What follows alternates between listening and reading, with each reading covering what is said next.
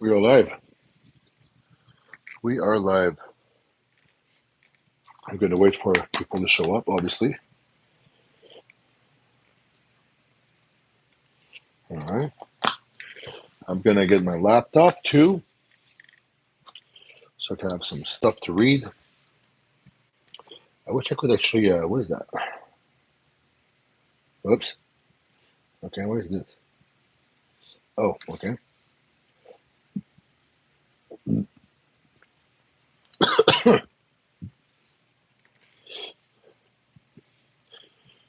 Live from Tampa. Oh, somebody's in the chat. Make sure you make yourself known in the chat.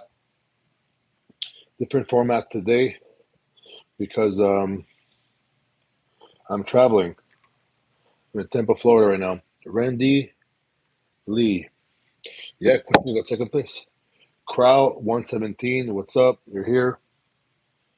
So obviously, this is a live stream about addiction and recovery. I'm not going to cover bodybuilding unless it's very, very brief. This is made for people who are struggling with addiction, recovery, mental health, all this stuff. Marky Miller, how's it going? I just didn't want to miss it, so I came here, and we are here today. 7 viewers right now. Shout out to 7 viewers. Let yourself known. Just for today. I'm gonna have my laptop here. I wish I could put the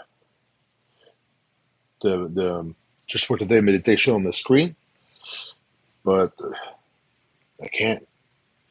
I can't do it. So what you can do if you want, um, you go on. Can I type stuff here?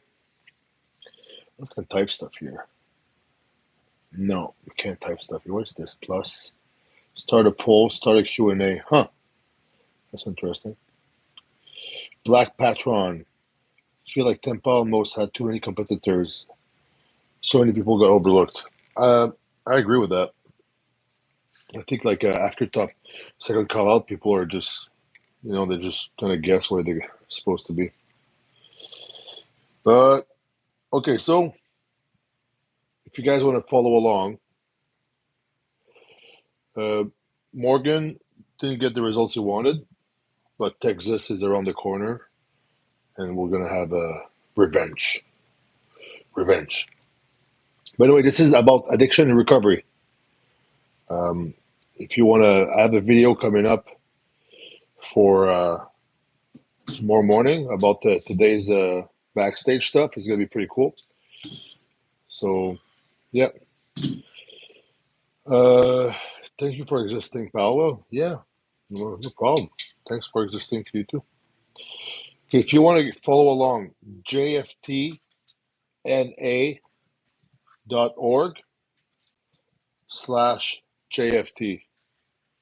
I wish I could type it somewhere, but we can't. All right. No worries, Black Patron. I was excited too earlier about the show, so I get it. But yeah, so let's remember, let's say it together, at least think it. The Serenity Prayer. God, give me the serenity to accept the things I cannot change, the courage to change the things I can, and the wisdom to know the difference. Remember that. Accept the things you can't change. That can be the past. That's also the future, right? The future didn't happen yet, so you can't change the future. You can only change it now. And that takes courage sometimes because change is scary sometimes. And about the past is done. The past is not even real. The only time you can replay the past is in your head. So it's not real. So we need to accept the facts and the consequences from the past today. So we have to make sure we do that to not ruin our present moment. So once again, I'll just re-say it. Once again, God, give me the serenity to accept the things I cannot change and the courage to change the things I can. All right. Now we got it out of the way. We're recentered towards recovery, addiction, struggles. So first of all, how's everyone doing tonight? Any of you guys struggling? Any of you guys going through something? Anytime you want to share something, you can just go right in the chat, share about it. I'm going to chime in and talk, give my perspective, but only, you know, through my experience, share my strength and hope. Antoine, just want to say thank you for sharing your life with us. I just saw your videos back in the day. Really helped me with my own life. Well, no problem, man. You know, if you can make the world a better place, that's good. Even if it's like 1%, 1%, 1% a day in 1 year, I mean, that's a lot of people. All right. So, this is a good one. So, if you guys want to follow along, you go on your phone. You can let me talk in the back. jftna.org/JFT. Can somebody type it down?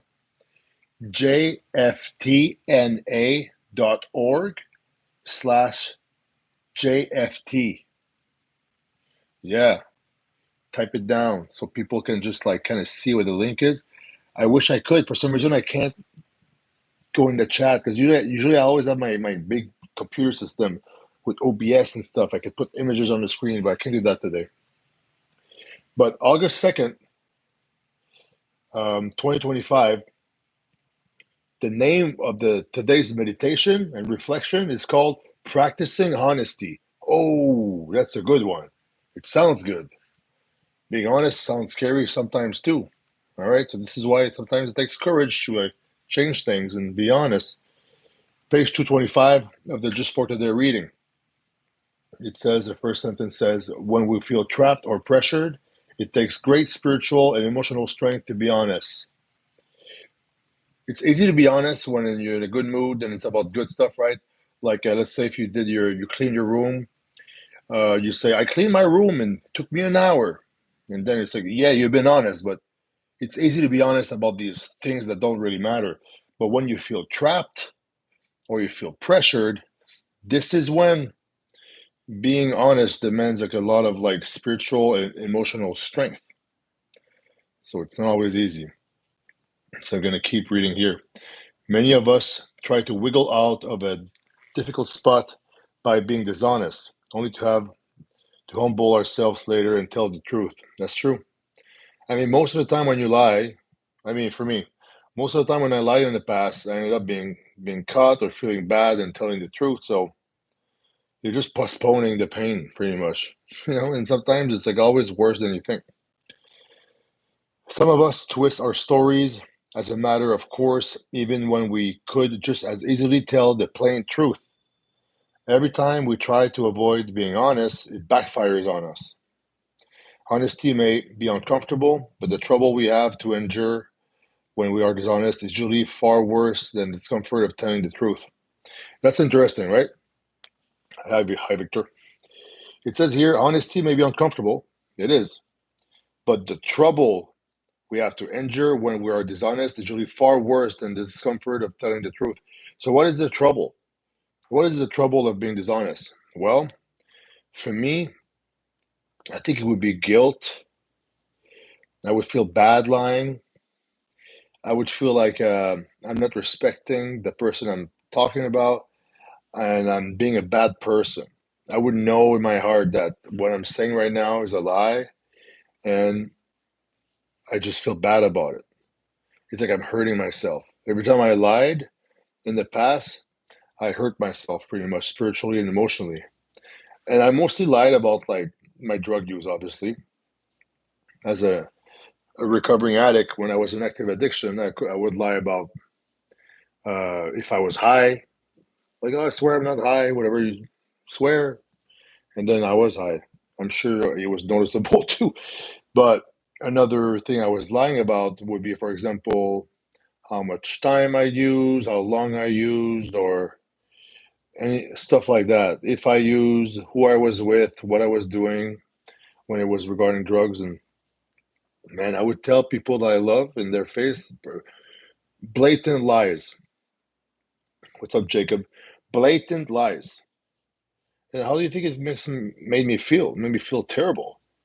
Made me feel like a piece of shit, right? because that's probably what I was, honestly. When you lie, you're kind of a piece of shit. There's no way around it. But eventually, I did have to tell the truth and tell my friends I fucked up, my family I fucked up, my mom, but whoever. Black Patron is saying terrible feeling when you lie. It's like you're looking down on yourself. Well, you're right. It's like you're seeing yourself. Your inner soul is watching yourself lie like that and is like disappointed in yourself. It's like I was watching myself lie and then I was disappointed in myself as I lied. Yes, it's dumb, but still do it. It's like I did feel trapped though. That's the thing. Earlier it said it's when we feel trapped or pressured, it takes real spiritual strength to like be honest. And I felt trapped by my own addictions. Like I felt like I had to lie to protect myself and also not disappoint people. So I would lie about the thing that would disappoint them. So it was kind of bad, right? Because then I would already feel bad that I would did the thing that I'm not supposed to do. Then I would feel double bad because I'm lying. So instead of doing like, oh, I did drug or I relapsed and that's already bad, I would make another bad out of it. So now two things are bad, where I could just like be honest and then I did the thing that's bad, then I can start working with the consequences and and then do the right thing. But when I was in obsession, I didn't care, like I just wanted to keep going. So I would try to find ways and means to just keep going. Andrew Pankman is saying, lying, try science, care about evidence. I don't follow what you're saying. What I'm saying is, I was an addict and I would lie about my drug use and then I would feel bad about the fact that I would lie about it. There's science, and I don't know the science behind this. I don't think there was any science behind that except the science experiment that I was with my chemicals in my brain. But yeah, that's maybe another conversation that's not even needed. But anyways, I'm gonna keep going. Just adding to lying. Lying for science, I don't care about it. Just adding to lying. Adding to lying. I'm not quite sure I follow. Maybe it's because I'm French or something. If you want to explain, you can. But anyways, I gotta keep reading this reading here. Honesty is one of the fundamental principles of recovery. Yep. We apply this principle right from the beginning of our recovery when we finally admit our powerlessness and unmanageability. And the thing is, like we admit our powerlessness and unmanageability to who? To ourselves.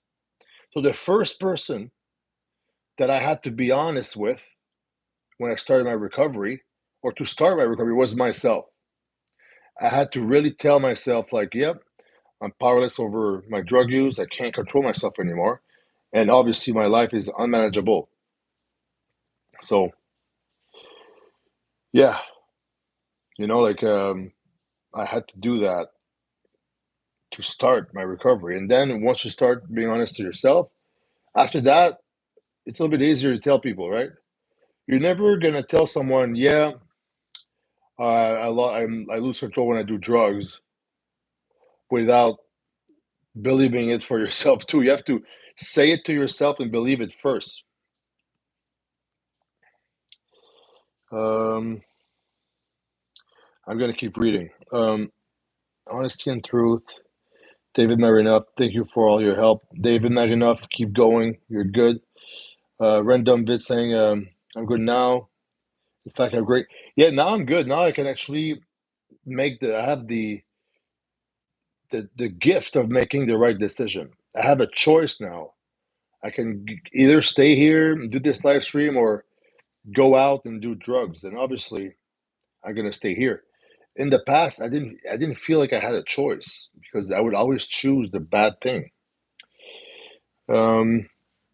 Mr. Ben is saying, you ever thought about using PEDs, performance enhancing drugs? I figure you're new here, but I'll give you the benefit of the doubt. I'm not scared of needles. I'm an addict. So, but this is about addiction and recovery and like real drug use, not PEDs. PEDs won't really like give you instant gratification. So I don't think it applies here.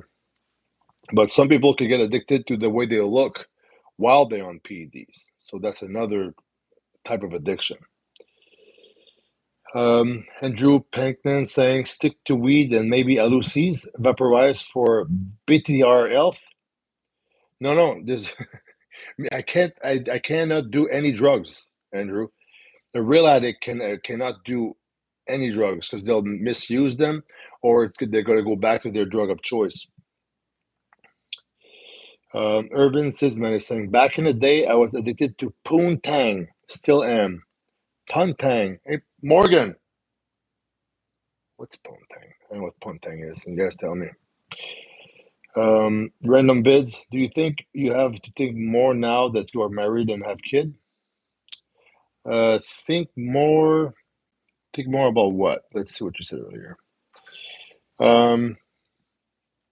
Think more.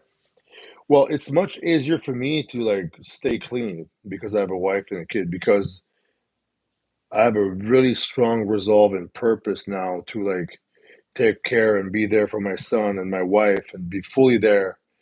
And do you think I have more? No, actually, I mean, I think about using every day. I didn't think about using this past weekend though.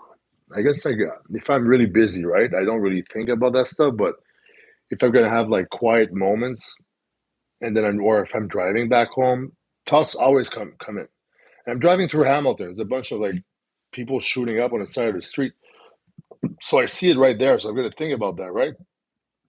But yeah, I do think about it every day. But the thing is, I'm going to have a thought. I'm going to see, yeah, okay, the thought is here.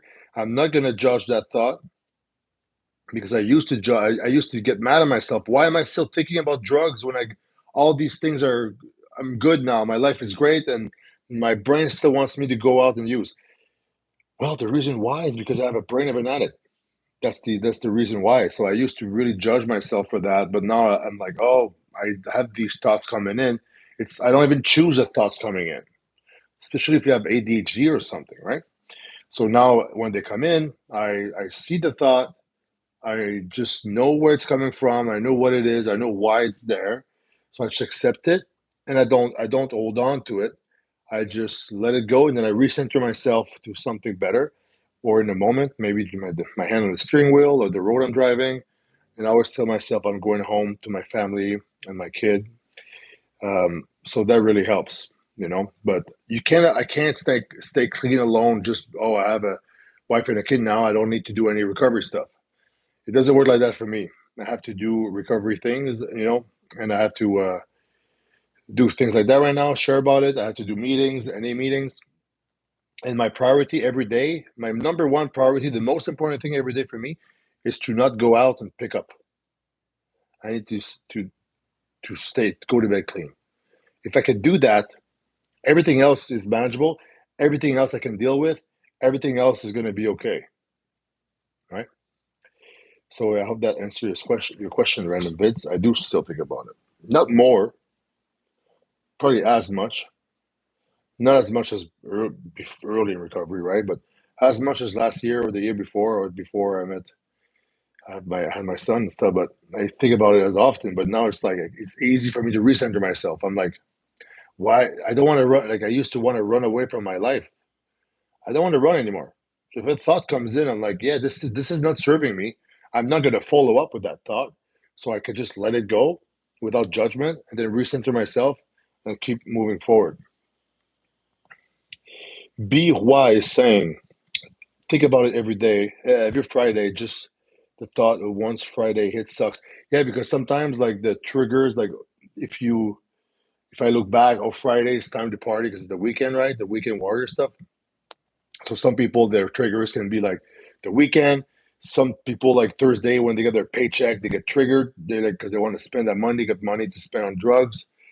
Especially when as soon as you had money back if you're deep in your addiction, money equals drugs, right? So even if you're clean and once you have money, you're like, yeah, I could fucking party for a few days with this.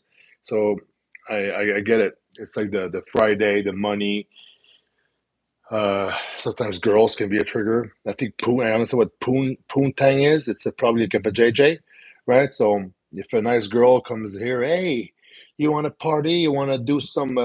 You want to do some Molly and eat my butt? And you're gonna be, ah, you're gonna be like twisting inside because you would do the poontang, you know. So I get it. Sometimes girl can be triggers, places can be triggers, things can be triggers. The weekend can be a trigger, money can be a trigger. I got triggered by a song one time. There was this awesome song by Rob Zombie.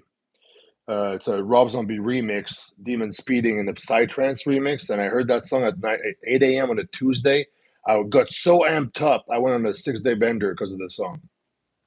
So I was pretty fragile, no, pretty impulsive, right? Hear a song and get hyped up, and then I'm like, I want to fucking do drugs for 6 days. So that's how I was before. Not today, my friend, not today. I'm going to read the other paragraph. I was reading the Just for Today meditation about honesty. So, honesty is one of the fundamental principles of recovery.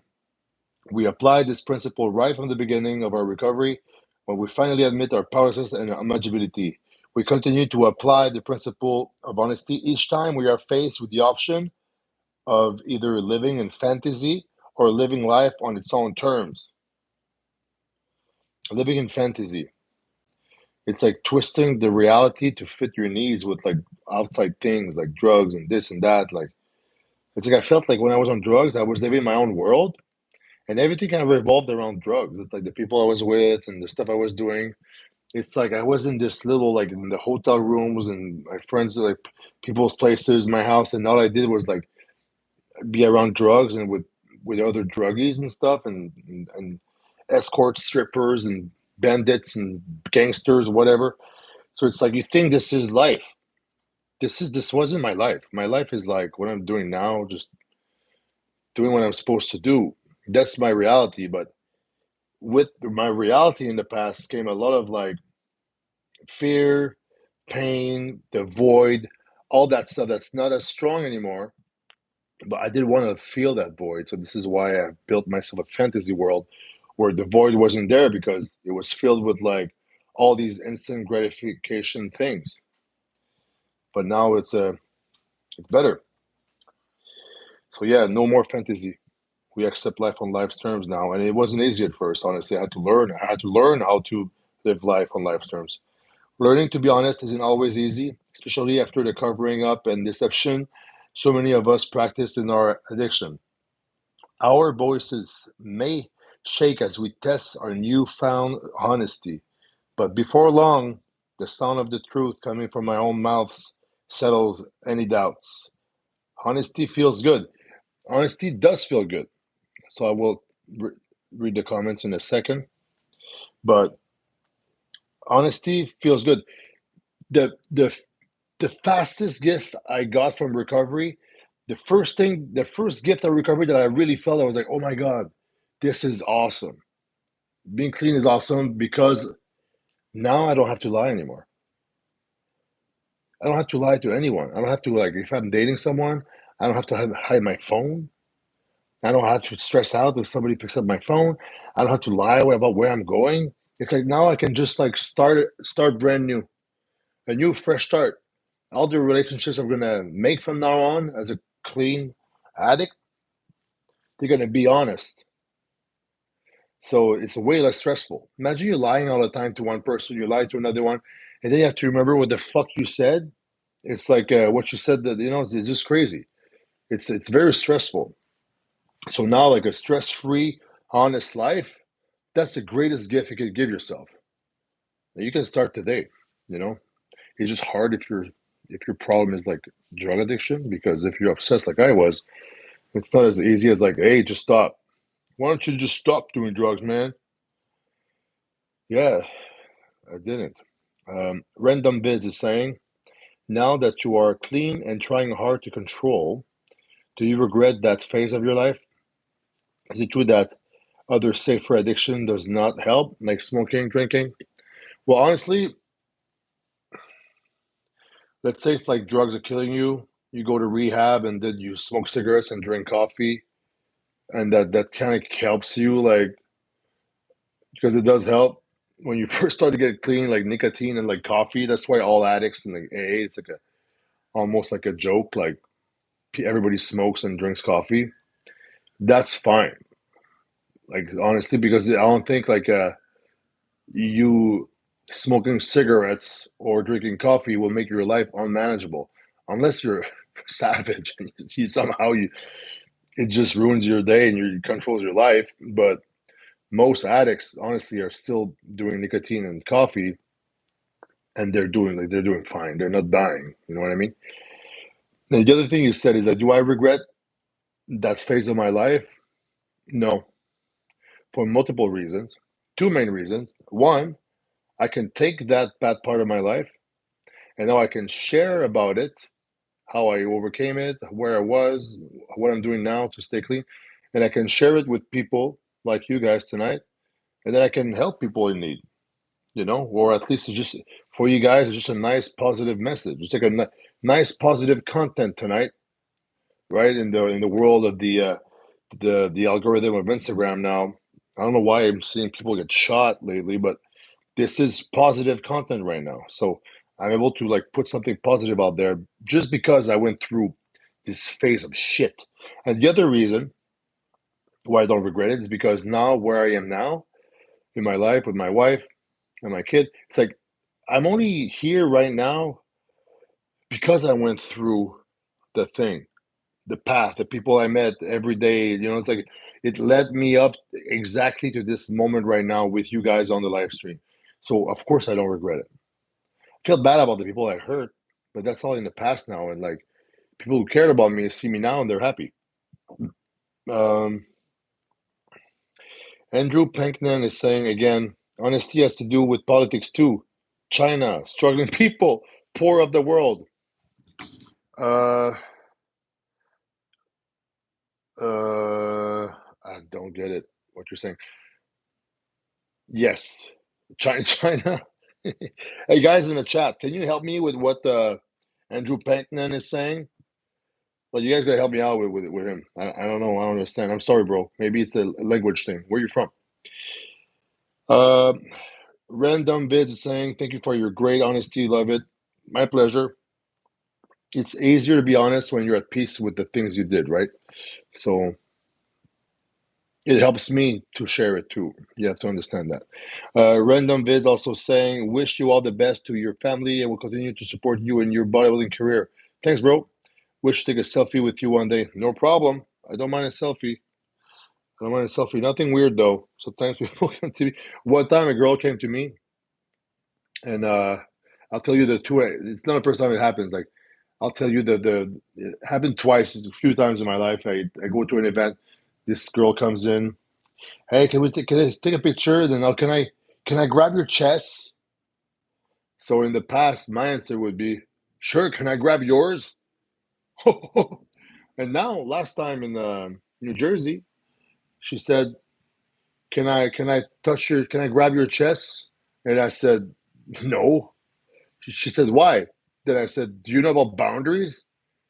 And also, like, I have a wife, so it's like it just sometimes people get weird, but you can see the difference in my mindset from before to now. Now, back then I saw it as an opportunity to like touch somebody else. Hey, consent was there at least. Yeah, random visit saying hard to take with you as I am located in Asia. Yeah, you're right. Well, that's cool. Asia's cool. I would like to go to Japan. I mean, Thailand seems cool. I would like to see the Muay Thai gyms and stuff, how it looks over there. Yeah, touching the chest is weird. All right, let's keep reading this thing here. The honesty feels good. It's easier living the truth than living a lie. 100%.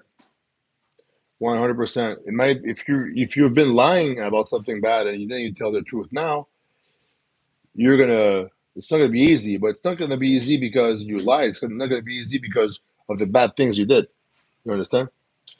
So the last part here, it says, just for today I will honestly embrace life with all its pressures and demands. I will practice honesty even when it's awkward to do so. Honesty will help, not hurt, my efforts to live clean and recover, or my efforts to live a life that is good and true, my friends. So that was the August 2nd, just for today meditation called Practicing Honesty. If you guys want to go on it, it's like jftna.org, or you just type just for today in Google. You scroll down, you'll find it. Let's see some other questions here.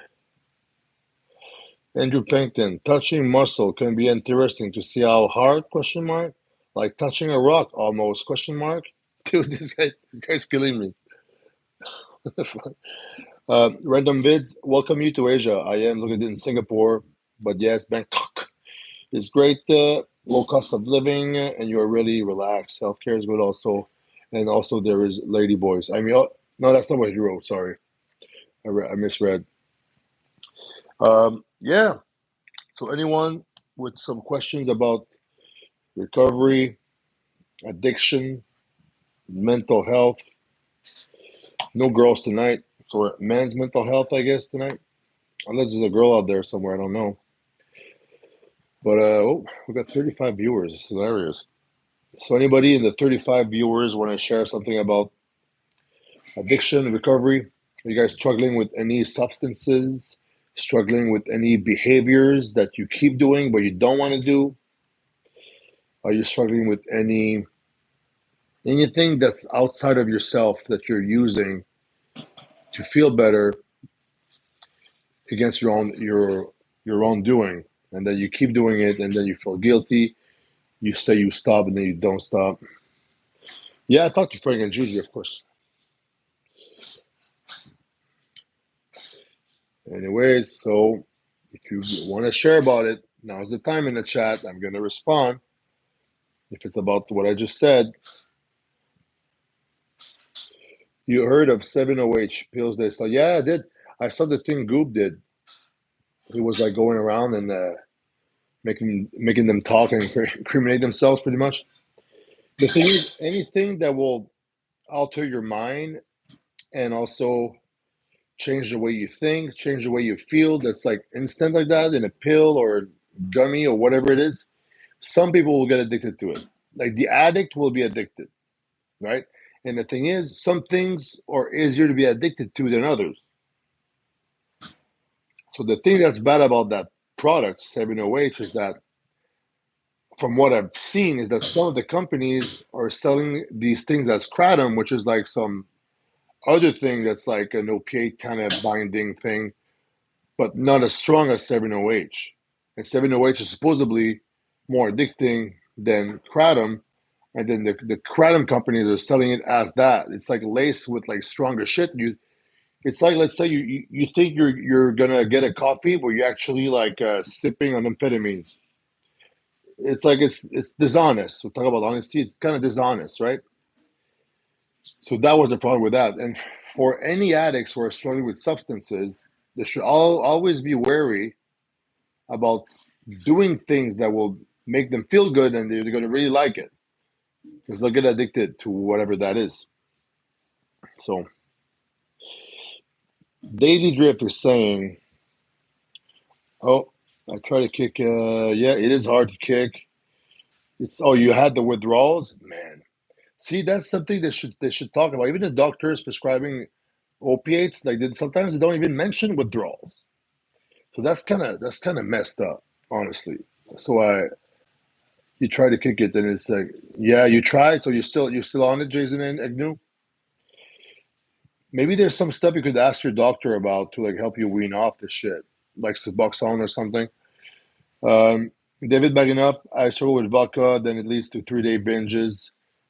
Just sharing them doing meetings. Good job with the meetings, man. David bagging enough. And alcohol is a drug. It's a strong drug. Like one of the most fucked up people I've seen. Like these guys are messed up. Was alcohol. It makes you like so drowsy, make you puke, you can die, drive, and you become like kind of retarded and stuff. So yeah, alcohol is a strong drug. The Daily Drift is saying self sabotage and a bad self talk has been a recurring problem in my recovery. Yeah, no, I feel that too. I feel like when I would do really good, I would kind of like convince myself I could go again a little bit, and then I would relapse, totally relapse for like another 2 weeks, and I was like, am I just rewarding myself, or am I just like subconsciously self sabotaging myself because there'll be a part of me does not want to do good, to be good. And I feel like maybe I'm not worthy of it, but that's something that's so abstract. Sometimes people will need therapy to kind of figure that out.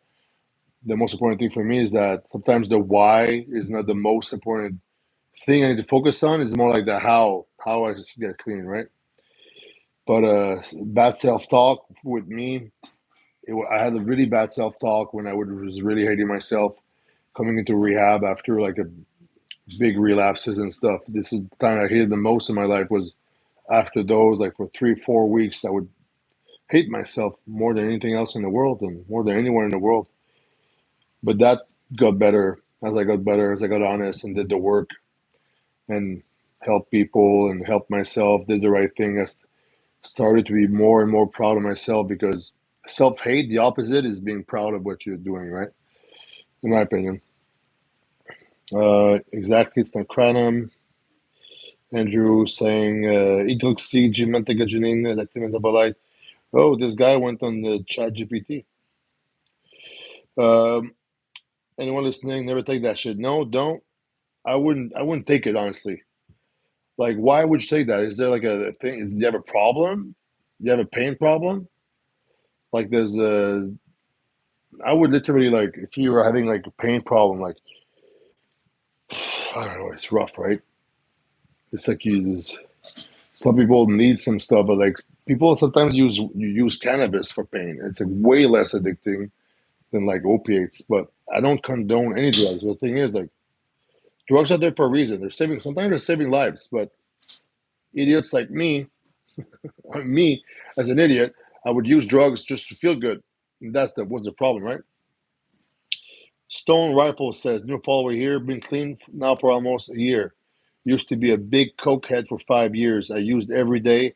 I rented my room in my house to my plug, so access was stupid easy. Ooh, that was a bad spot you were in, huh?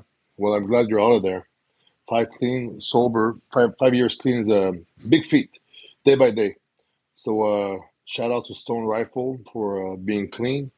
This is good. Imagine, yeah, that must have been hard to stop. You want to stop, and then you say, I'm stopping now. Even if the dealer's there, it's fine. And then you feel like shit one day, and the dealer's there, like just with like shit on the table. It's like, might as well do it. So I'll just stop tomorrow, and then cycle starts again. Jason McNew, start from that. I followed it for years. Appreciate the time. Yeah, my pleasure, man. Watch me do stuff is saying I never smoke weed. Like I never smoked weed in like 2 months, and yesterday I took like 5 puffs and felt good for like 20 minutes, but then I felt terrible literally for the rest of the day. No appetite, no energy. Yeah, that's the thing. It's like sometimes the people will like the brain will remember the initial good part of it, but will forget all the bad stuff that comes after that. It's like people like who like to do coke, for example. They're gonna be like, oh, I want to feel good, like the first line. They rip the lead up to the person getting the bag, going home, doing the thing on the table, setting up, chopping it up, and just on the mirror and stuff. The whole ritual, right? Don't want to trigger anyone here, but then they rip it up, they rip the line, and they're like kind of amped up the first one, and then the more they do it, they want to chase that first feeling again, and all they get is anxiety. They spend money, and they end up doing it for hours and hours and hours and hours, and then they feel like shit at the end. So wait, what the fuck was that? So that was it's like the biggest lie. You think you're gonna feel good, you end up feeling worse. What kind of deal is this? Imagine if it was like a deal like you go to the car dealership. This car is amazing. You're gonna buy this car. It's gonna be awesome. You buy this car. You drive around the corner. It's good, and then you drive it for 2 hours. It's shit. Like what kind of deal is this? It's the same thing with addiction. All right, David Marinov. Good night. All for this. Thumbs up for Antoine. Hey, thanks. Yeah, man. That's good. That's good. Thank you for being here. What do you think about methadone treatment? Yes or no for opiates? Well, I think methadone can be successful, but it's like a long ass program of like 2 years, and you decrease 1 milligram, and then you feel like shit for. It's like it's either you're gonna feel like kind of shit for a long time, with like periods where you kind of decrease the dose and you feel like like a little bit of real shit, or you feel like hell for like 2 weeks and then you feel like a lot better. But that hell, that's why some people just keep using because they don't want to be dope sick, man. So yeah, I think Suboxone was way more popular in rehab. All the rehabs I went, I did 5 rehabs. Suboxone was the one that like they would give the patients because you can't feel high on it. Methadone, you literally feel high when you take it. So that's why a lot of addicts kind of like it because it's like they can still feel high on it, and they kind of try to wean off.